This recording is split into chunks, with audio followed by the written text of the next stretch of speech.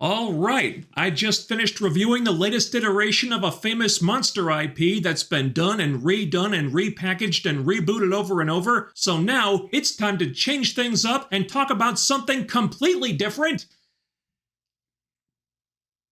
Frankenstein. I can't think of a movie this whole year that's had more positive buzz surrounding it than Guillermo del Toro's Frankenstein, and for good reason. You take one of the great all-time classic monster stories, give it to the guy who made Pan's Labyrinth, how can you go wrong? That's a match made in heaven right there, albeit a very twisted one. And while I don't think this is del Toro's best movie, and it might not even be my favorite version of Frankenstein, you can believe the hype.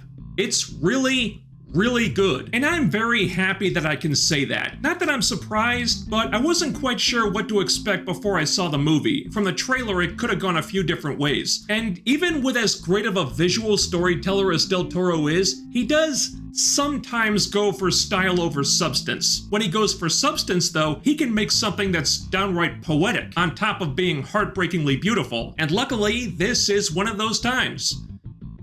For the most part. It goes without saying that the film is gorgeous to look at. The set designers really outdid themselves. There are so many beautifully crafted shots and images that are evocative of thought-provoking ideas the movie's exploring and give insight into what's going on in Frankenstein's mind. Del Toro is so damn good at communicating those types of things without dialogue. In fact, there were some scenes where I felt like he was purposely staying on wide shots just so he could show off how pretty the sets look. It's really impressive stuff. The one thing is though, they were definitely trying to keep the budget under control, so a lot of this was very obviously green screen, and with some of the bigger set pieces, you take one look at it and you're like, that's a soundstage. But everything is so pretty and so stylized that you really don't care. It's still visually stunning. I'm just saying you will notice these things. And hey, look, they're being responsible, trying not to break the bank on this film if they don't have to. Good for them. Del Toro can certainly make a movie look more expensive than it is. That said, there are one or two moments where those dollars got stretched a little bit too far. One particular action sequence where the wire work was not ideal. I'm just nitpicking here though. The visuals get a big thumbs up. But the real question here is, what's the story like? There's a million different versions of Frankenstein out there. You had to wonder, was Del Toro gonna do his own version of it and make something wildly different like we saw in a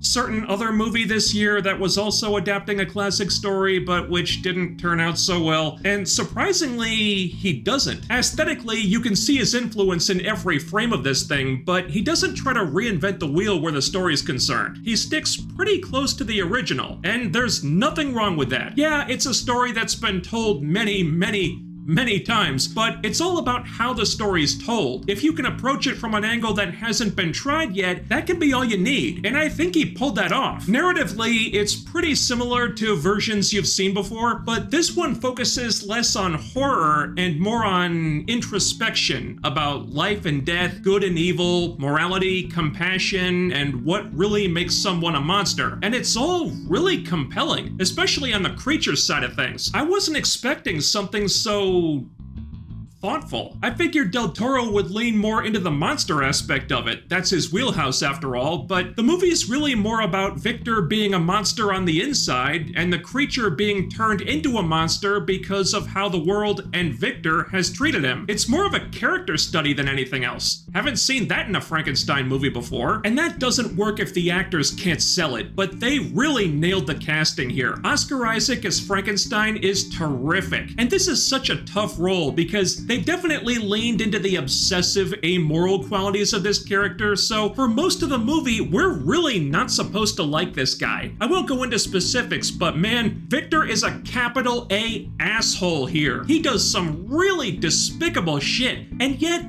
there's still moments from time to time when you kind of feel bad for him. Most of them at the end when he's trying to atone for his mistakes, but still, That means something. And Oscar Isaac is so charismatic. He plays this so well. I do think the hair, makeup, and wardrobe departments did him dirty and played up the camp factor a little too much, but it would be hard to ask for a better performance. But the one who really steals the show here is Jacob Elordi as the creature. I already knew Elordi was a good actor, but he does things in this movie that I didn't know he was capable of. He has to play so many different facets of this. The completely innocent newborn creature, fear, heartbreak, betrayal, kind-hearted soulful man, rage-filled monster, even small details like when the creature first comes to life and doesn't really know how to move and everything is new and confusing to him, that totally comes across just with his body language. There's so many changes he has to go through, and Elordi is so convincing. He nails it every time. I wouldn't be surprised if he gets major awards attention for this role. He really is that good. So the two leads are fantastic, and Del Toro really understands the themes of the story. That said, I think he was more interested in fleshing out the themes than the story itself, if that makes any sense, because there are a couple of kinks in there. The main one being with the Elizabeth character. Elizabeth's role in this story tends to vary a little bit depending on which iteration you're watching. In this one, it seemed like there were some parts that went missing. I saw what they were going for. She meets the creature and sees humanity in him, shows him compassion, but the way that story ends is a real WTF moment. She expresses something to the creature that just comes out of nowhere and feels weirdly flimsy. There must have been some scenes fleshing this out that were cut, because this was the one time in the movie where I was like, no,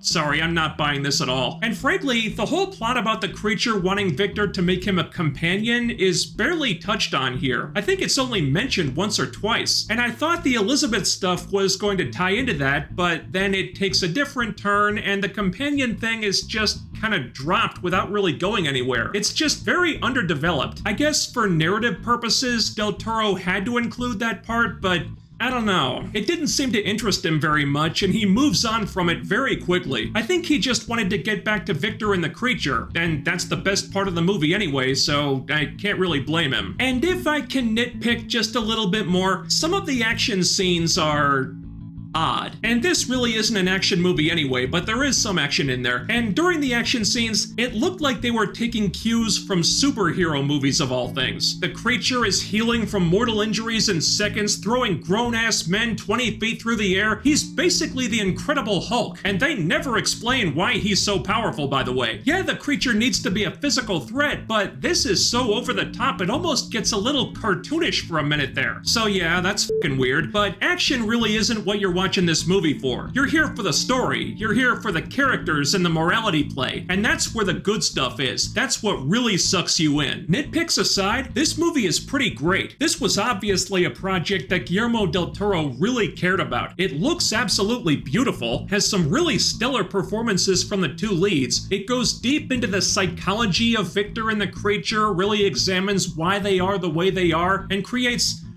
probably the most thoughtful and poignant iteration of Frankenstein that I've seen in a movie. And it does all that without straying too far from the original story, which is really refreshing in this day and age where it seems like most filmmakers want to change any IP they get their hands on to improve it or update it, which is how we wound up with embarrassing garbage like the Snow White live action. None of that here. Del Toro had his own take on Frankenstein, but he understood that the classics are classic for a reason, and everything he did was to enhance what made the original story so good in the first place. And minus the Elizabeth plot, which was a little bit awkward, that's how it's f***ing done. Hollywood, if you have to keep remaking, rebooting, and retreading old stuff, give us more like this and less like Snow White. Or leave the classics alone and make something original. That'd be cool too.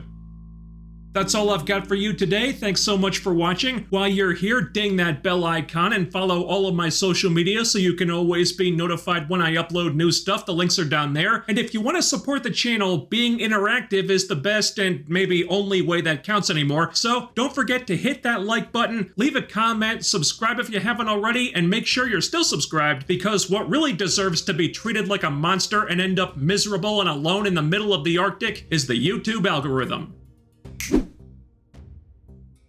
That's all for now. I'll be back with more soon. Take care, stay tuned.